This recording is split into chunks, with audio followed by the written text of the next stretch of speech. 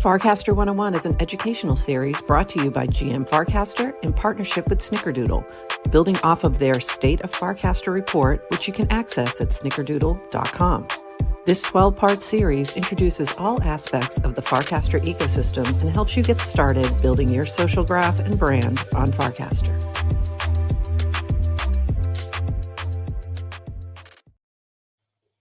GM Farcaster, and welcome back to Farcaster 101. This is Module 5, and we're talking about the culture and vibes of Farcaster. So this is going to be a fun one. I'm excited for this one.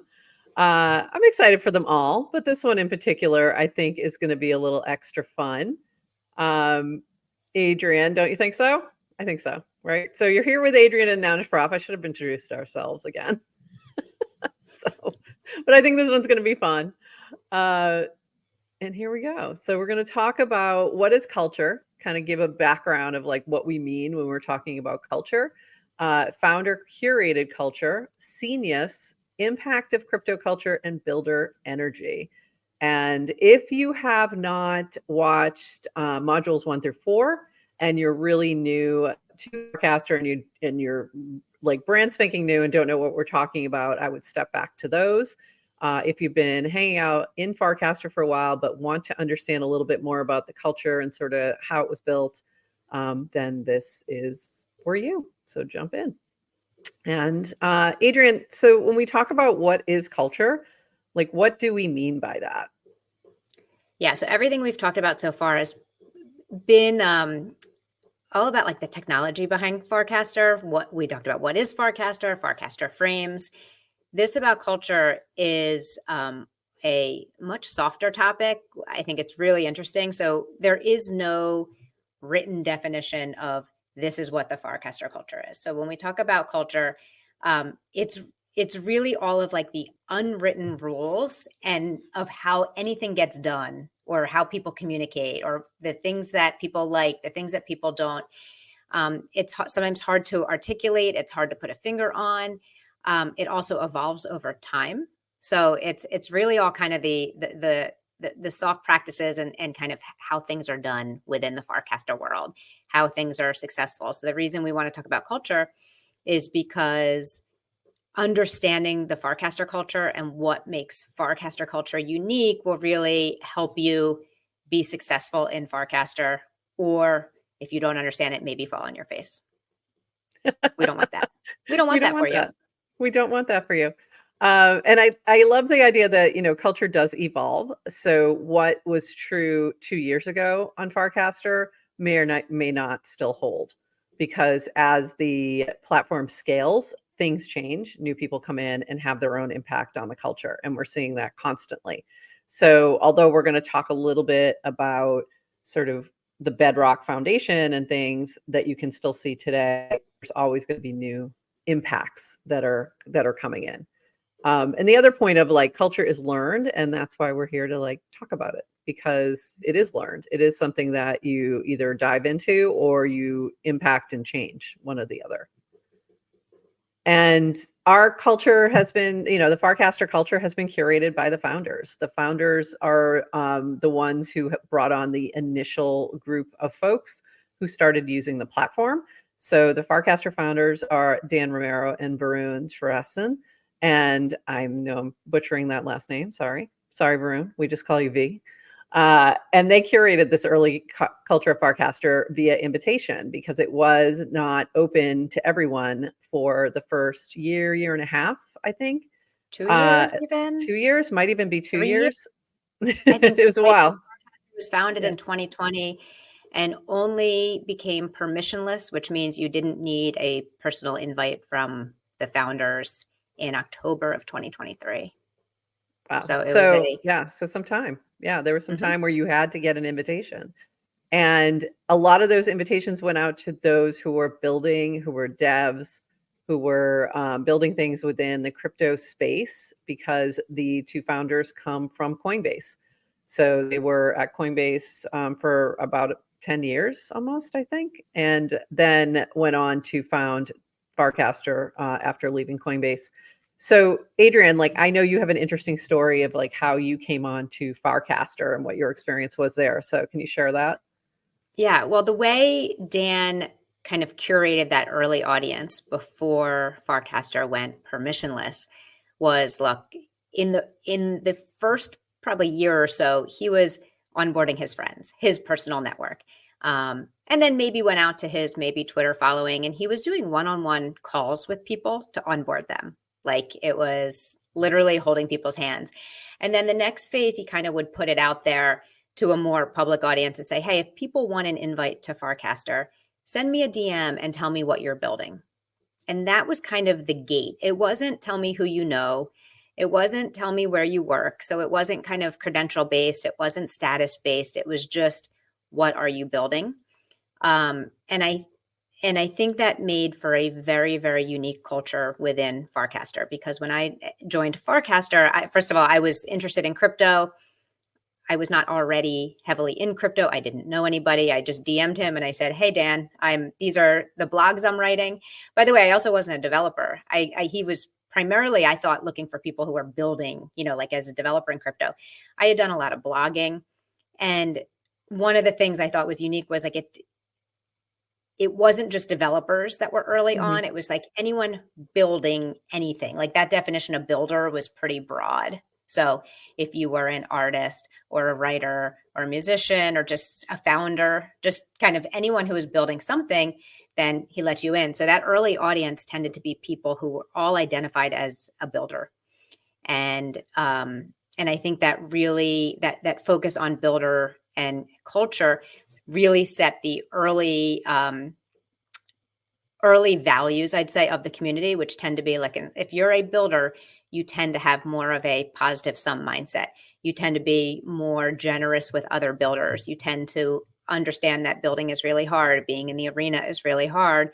So when people make mistakes, you're a little more gracious with them. So it created a really, I think, whatever the opposite of toxic and supportive are. Yeah, supportive. A supportive community. Yeah, a supportive community that supports those who are building and trying and who are entrepreneurs in the space. And I think you see that here with what Dan said here. What I think about Farcaster is we wanted to build I'm having a hard time reading. Read this. You don't have your reading glasses on. I know, isn't it? Said this quote. Incredibly. The way I think about Farcaster is we wanted to build a credibly neutral social network. That means developers have permissionless access to everything on the network, can permissionlessly build on the network, and ultimately, if it works, it provides distribution. Importantly, that distribution belongs to the person doing the distributing. Awesome. And Dan did early on with Farcaster focus on Farcaster as a protocol should be neutral. Yes, Dan and Varun are building Warpcast, which is one client, but he really wanted to attract a lot of developers who wanted to build on top of Farcaster. And the idea is lots of different developers can build on Farcaster. There can be lots of different clients, apps. The more people who build, the more people it draws into the network, the bigger your distribution is, and it creates a very virtuous cycle of developers build on Farcaster, grows the network. More developers want to build on Farcaster, the network keeps growing. More developers want to build, and you end up with a very rich ecosystem of lots of clients with client diversity and lots of other different apps that will be built on top of Farcaster. And those apps and all that building has an impact on the overall culture as well. So one of the things that I said in the State of Farcaster report was Farcaster's builder energy is intoxicating. A business looking to engage early adopters will find beta testers galore who offer useful feedback and are happy to jump in and try something new. And we've seen this over and over again, and we're going to talk about some of the specifics around that and specific case studies of those who have built on the rails of Farcaster or have used it sort of as a jumping off point to be able to find those who would use their product and give them feedback. And we'll talk about that in our next module. And also want to point out the Snickerdoodle State of Farcaster report has a lot of great stats and quotes around this topic as well. So building in public is a big part of the Farcaster culture as well. Can you want to dive into this a little bit, Adrian? Yeah, we're highlighting this cast from Aneri, who lists many reasons why you want to build in public. And we're saying to get valuable feedback, it helps you stay accountable. You're attracting collaborations, you're documenting your journey, you can iterate on your messaging, building community, you build your user base, you inspire others. And lastly, it's just more fun. Because Farcaster has this permissionless nature, because it's an invitation for developers to build, you just tend to just see a lot of people building in public, which means people are more vulnerable. If you're building in public, it means you're going to make mistakes in public. And because it's such a supportive culture, people feel fine to do that. And you end up getting better for it. So you are able to ship early MVPs and early iterations of your product, even when they're not perfected, because people want to be early adopters, give you feedback, so then you can kind of iterate quickly and improve your product with real users. I think because there's so many founders, I just say there's so many founders in Farcaster that founders understand other founders need feedback and need, direct access to users and not wait and not be filtered. So it's a really great place to build in public with other builders. And I think that it's important to know too, I think this is very much coming from the crypto culture, and we see a lot of overlap where transparency is appreciated, building in public is appreciated. And Aneri, who works with Base, Base has been, which is the L2 from Coinbase. Since they started building Base, they've been directly sharing a lot of that journey on Farcaster and sort of bringing in that user base into Base as well. So that has been part of their journey, and they're sharing what they've learned as well and why that's been important to their building. And this is from Rish, who has been building Nanar since 2023. And it was before permissionlessness of the whole entire Farcaster ecosystem. So, and he had said, it's exciting to see the next generation of apps won't have to build user identities and social graphs from scratch. Users will get a personalized experience in a single tap, and developers can depend on an open, permissionless protocol for social data. So that is one of the bigger reasons that builders are building on top of Farcaster, is that you can tap into the social graph. And as that grows, so does your user base, depending on what you're building. So this is also a great way to bootstrap a new app and have users that are already integrated into your flow if you're using something like Sign In with Farcaster, for example. And we've seen this happen with different games and different apps and things like Dracula and different other things that are not necessarily focused just on Farcaster, but they're using it as a way to sort of jumpstart their user base by having this social graph connected to it. Anything else that I kind of left out there that you want to add to that, Adrienne? I just think what's interesting is the idea of building on top of something else isn't new. So there have been APIs, there have been open source software you can pull in, you can build on top of. Even from a blockchain perspective, blockchains have been permissionless. So you've been able to build, let's say, on top of someone's finances, if you've wanted to. What's different about Farcaster is you're building on top of a social graph. You're building on top of user identity. So by nature, these apps that are being built are inherently social. And from a culture perspective, it promotes social behavior. And it promotes community, and it shuns antisocial behavior because you have, as a user, you're in control of your social graph. I can control who I'm following, and then other apps can build on top of it. So it really is, I think, an exciting future to see of just social is inherently built in to a lot of the apps that are being built on Farcaster. And just these two concepts of, we're talking about culture today, which is kind of how people interact and behaviors that are rewarded are inherently social. Yeah. I agree. And it's been really fun to see the different ways in which apps have integrated the social graph. So it can be as simple as sign in with Farcaster, which allows you to sign in with your Farcaster account rather than another type of sign in authorization, like sign in with Google or sign in with a username and password, to a point of like games like Speed Tracer allowing for a separate leaderboard that's only, those who are on Farcaster who might be playing this game, so that you can connect with those people in a different space as well. So lots of fun ways to do this.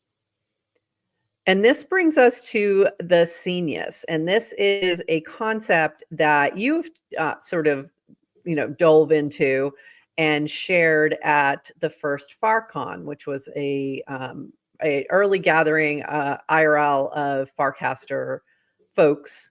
And you shared this presentation about the scenius and whether Farcaster was one. And I found it very interesting. And it was one of the first reasons I started chatting with you and wanted to learn more. So what is the scenius, and how do you think that Farcaster is a scenius? The concept of a scenius is it's two words put together. So it's scene and it's genius.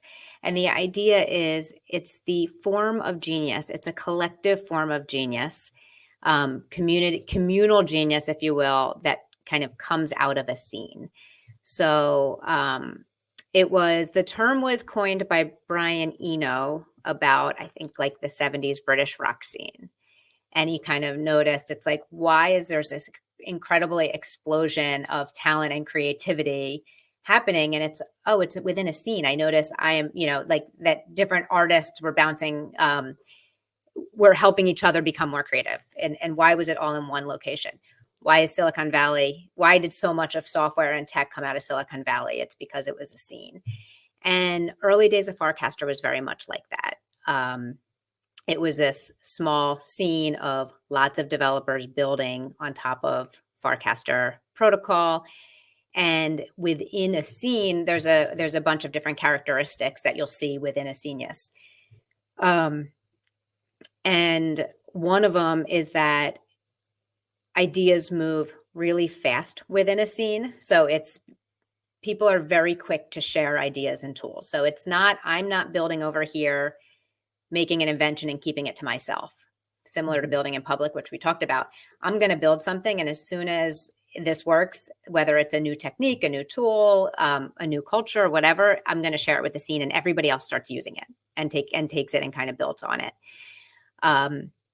There's this concept of network effects of a success, which is people aren't looking for kind of to be the sole winner. It's like you want the scene to win. You tend to be a little more mission driven. So when someone else within a scene does something in Farcaster and, let's say, creates a breakthrough app, we all feel good about it. It elevates the entire scene. It buoys up the whole scene. It makes Farcaster bigger, more successful, and pretty much the whole scene wants to join in that celebration. So there's some friendly competition amongst different app builders within, but it really is, it's competition used to make us better, but it's not cutthroat competition. We really do it's more of an abundance mindset then. It's more of a it doesn't mean you don't have to, if I win, you don't have to lose. We can all win, which is it's a good. I love this whole idea, and I really love that you brought it forward and connected it with Farcaster. So what are some other things that you see in Farcaster that connects with these thoughts? So one of the things I think we see a lot in Farcaster is called out on this slide at the bottom, this local tolerance for novelties. So it's the local, what they call outside, doesn't push back too hard against the transgressions of the scene. The renegades and mavericks are protected by this buffer zone. What that means is it's okay to make mistakes. So people can really push the boundaries. I think in other social networks, people are scared to say something too controversial because you'll have kind of the swarms of thought police come out against you and tell you why you're wrong. People push boundaries a little bit. People are willing to take risks. And when someone does kind of push too hard And we've seen this happen sometimes. Someone says something or puts something out that maybe isn't received so well. They're able to recover from it, and they're able to learn from it. And it doesn't escalate into something that is like not recoverable. So it's like we allow people to make mistakes. And when I say we, I do mean just kind of the broader Farcaster community. The culture does allow for people to experiment and really push boundaries. And that I think that only will only stay and will only scale as if we keep kind of working hard to keep that culture, right? And being respectful and giving feedback and building in public and kind of all the things, and really looking to better Farcaster. I think a lot of the things, the reason it can be a senior so much is because we have kind of shared goals that for the most part, people are mission driven in terms of advancing Farcaster as a protocol, advancing crypto. And even though we do, the new version of the internet, so to speak. So yeah, I agree. And if you want to learn more about Senius in general, and how it impacts Farcaster or how it connects with Farcaster, I highly recommend you take a look at this article by Adrienne. She really dives into the details, and I found it super interesting. It was, really helped me think about Farcaster differently. The other thing we've often heard is the sort of phrase, FC is the new YC, meaning that Farcaster is like an incubator or Y Combinator. Not exactly. Obviously, it's not exactly the same, but there is this incubator feel. And we've seen it at different times where, for example, when Frames launched, there was an energy that was palpable, not only online, but that transferred over to IRL. And we'll talk a little bit more about that in our next module. But there was this moment where everybody kind of went, oh, this is really cool. What else can we do to help proliferate this idea and to help people build cool things using this new opportunity of Frames on Farcaster? And there were IRL hackathons happening and online hackathons happening and putting some funding behind it as well as support. And it happened very quickly. And it felt like the whole entire environment was involved or somehow connected. Whether it was just you're testing a frame for somebody else, or whether you were hacking on something, or whether you were giving a space for people to come together for a hackathon, or buying pizza for the people at the hackathon. I would say, all those things. Yeah, but I would even say Farcaster is even better than Y Combinator as a incubator because it's permissionless. So YC you have to apply to, and it's very permissioned and centralized. So a scene is not something you ever need an invitation to. It is not velvet roped. It is just Farcaster is a scene because it's full of people who care about decentralized social. And if you want to get in the scene, it's permissionless. There's no one gatekeeper. You just contribute. So people who come in and start contributing to the scene naturally start making connections within the scene. So if you think of a whole network node and of an existing scene, you come in from the outside, you start contributing, you're tangential, you find someone in that node, you make friends with them. One of the things we see a lot from a seniors perspective and why we call it an incubator is there's been tons of people launching companies, products, apps, all different things with founders that they met on Farcaster for the first time. So podcast, GM Farcaster and Farcaster Media is something that was created. Nownish Prof and I did not know each other before Farcaster. So there are many, many such cases of people who have found their co-founder on Farcaster. Including many such cases. Another podcast. Another podcast with many such with cases. 2 Farcaster founders. This is getting weird. So, and I think the key is, I'm sorry, not the key, but the other thing that people do is when you're within a scene, it's permissionless, you start contributing. But lots of people have just once you start making friends with someone on a public feed, people will start, maybe you kind of create real relationships. You take it to DirectCast and private messages. You get on a G Meet or a Zoom meeting or a FaceTime, and you start getting to know people, which I think we have this on a slide later, but another common theme from the Farcaster culture is the concept of URL to IRL, Yes. which is taking relationships from online first into real life. And we talk about that a little more in our next module. Yeah, so I think you did a great job of summing up the scenius and where that kind of lies right now. And we definitely feel that. And then there's also a number of folks who are sort of the influencers of culture within Farcaster, and not in the traditional or what we commonly know as influencers. It's not that same kind of thing, but that have somehow impacted. And this is a very, very, very small sample. There are multitudes more of folks who have had impact on culture in different ways. So, for anybody, don't at me is what I'm saying. But we've got obviously our the two founders, Dan and Varun.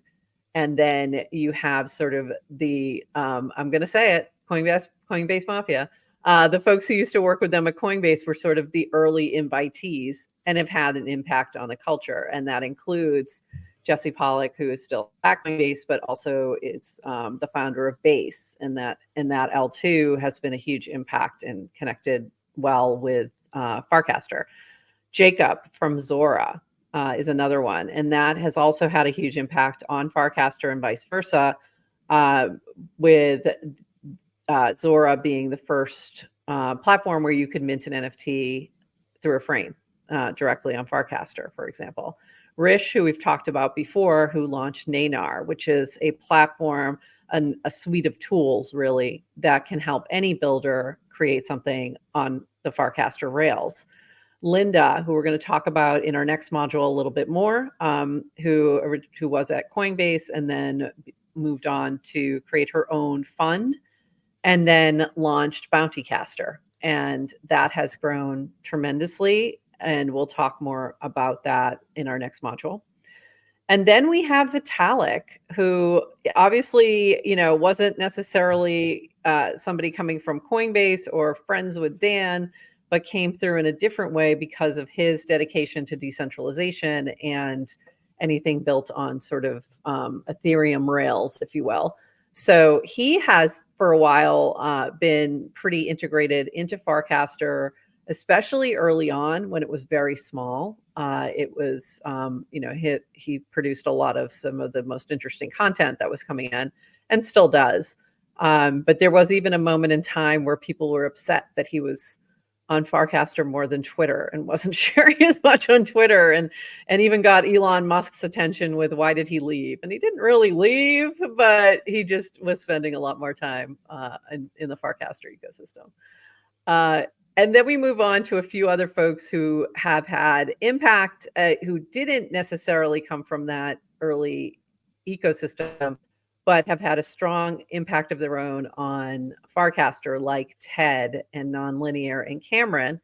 So Ted, who has just been somebody who has had a huge influence on the culture, created Club Ted, was very instrumental in bringing together the second FarCon, and just in general is somebody that you're going to want to follow to kind of see what's happening within the space. Nonlinear, who created Fabric, is one of the co-founders of Fabric and Hypersub, and you'll see a lot of talk about Hypersub within Farcaster, and we'll talk more about what that is in our next module. And Cameron, who has created a number of different projects, including recently with Kristen, OK Banger, which is a podcast and live stream. But before that was, along with Grin, one of the first founders of FarCon. So the first FarCon that was done in Boston, very small, but sort of instrumental piece of the puzzle in forming the culture of Farcaster. And then below that, we have a few of the other brands and impacts of Farcaster. In the middle was Base, which we've talked about already, and sort of those connections there. On the end is Purple. Purple is a DAO that was founded 2 years ago to help support builders on Farcaster. That is their mission, is to help fund and support and amplify those who are building within the Farcaster ecosystem. And that was, for many folks, including GM Farcaster, the first revenue they may have received, or even the first support of any kind as to what they were doing. So really instrumental in helping to grow the Farcaster ecosystem. Next to that is us, GM Farcaster. And I feel like we've had a pretty big impact on media and sort of helping others get bring forward their own idea of what Farcaster media might look like, Farcaster focused media. And then on the end, you see a little hat and a little M. And those two are two of the cryptocurrencies that are integrated into the Farcaster ecosystem. That's DGen and Moxie, which is fairly new. DGen, which has been around for less than a year, but feels like forever. But it's been about, I think, 9 months.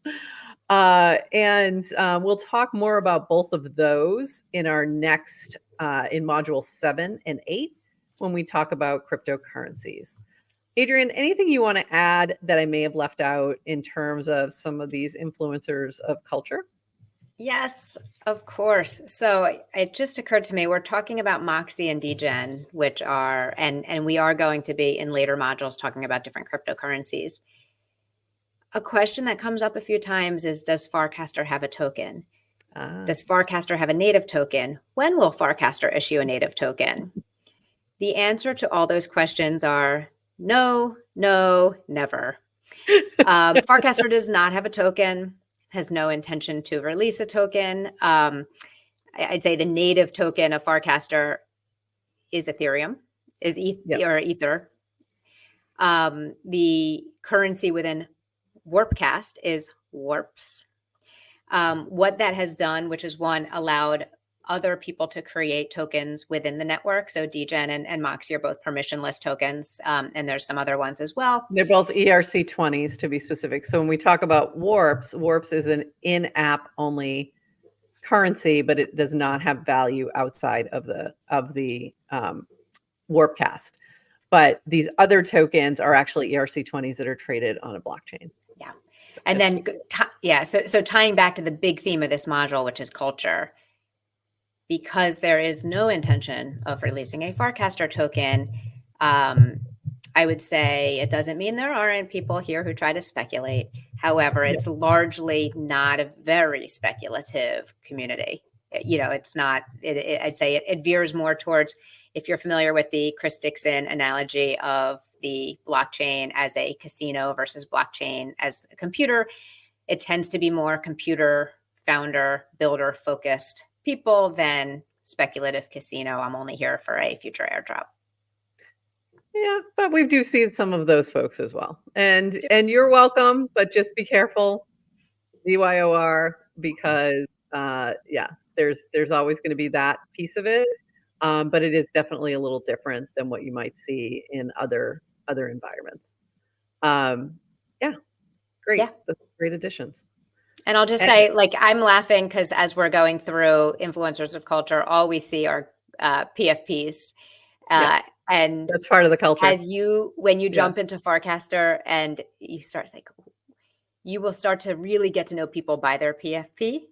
Mm-hmm. And it's very easy, I think, for Prof and I to look at these pictures and know exactly who everyone is, know exactly what their personalities are. And you may not at first, but it's really fun over time to really get to know people, the people behind the PFP. Yeah, the people behind the PFP are the best part of Farcaster. Yeah. But another good part of Farcaster is the memes and the crypto culture. So memes, and not just this particular channel, but many channels in many places, including Reply Guys, you'll find memes integrated into the culture. A lot of them stemming from internet culture as well as crypto culture. So sometimes it's specific to crypto. Oftentimes it's more internet-based related, and then sort of tweaked for our needs and purposes and moment. But there's also been times where memes have come through Farcaster culture, and this is where it gets a little confusing for those who are new. when they hear us talk about mole or wow wow or toe spacers, dear Lord, or kiwi, sometimes if you weren't here in that moment, it may not make sense. But some of these memes have a life of their own and they continue on past the moment and become integrated into Farcaster culture. So some of these may even become a reaction. So if you've noticed, or if you haven't noticed yet, sometimes the little heart reaction isn't a heart, it's something else, like a GM or a GN. If you start your cast with GM, you will turn the little heart into a GM. If you start it with wow wow or have wow wow anywhere in there, you will turn that little reaction to wow wow. And that came directly from a cast and from just a very didn't seem that important at the time moment of Dan kind of pushing back and telling somebody that this was a low effort reply, and then it became much more than that. So there's these things that kind of take off, and I think that is the lightness and humor of the culture. And so if you see something that doesn't quite make sense, but it seems like others are getting it, just ask, what are you talking about? Because it may be related to one of these old OG memes that are kind of built into the underlying culture. What do you want to add to that? The thing I will add is, because I was talking to someone recently who is new to Farcaster, and they were telling me kind of the hardest part about joining Farcaster when you're new is it's not the technology, because it's not that different than a Twitter feed if you're used to that. It was what you're seeing on your feed when you're looking at what people are posting. And they said the vocabulary is confusing, the terms, words people were using. Riffing on what you're saying is like, yes, there are some kind of Farcaster specific things. I think the important thing to remember, though, because if you don't immediately understand, it's easy to walk away and say, this place isn't for me. So I think the important thing to remember from a culture perspective is Farcaster is builder culture. It's internet culture, right? So, but it's not exclusionary. Yeah. So if you remember that, kind of put your builder hat on, start contributing, don't overthink, don't worry about having to fit in to an exclusive club. And I think kind of the way you cast for probably the first 30 days, whether you cast a certain way or not, really would probably have an indicate, will set you up for success. So don't be alarmed if you come in and you see toe spacers and mole and weird things on your feed.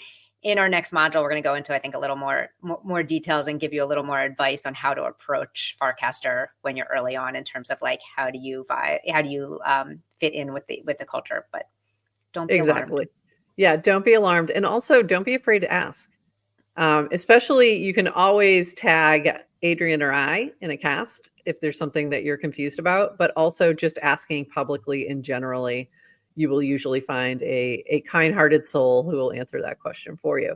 There's even a afraid to ask channel. So go ahead and ask your question. And with that, we're going to end this module here, but we're going to continue talking about culture and give you a few more case studies and examples of what we mean in our next module. So stay tuned.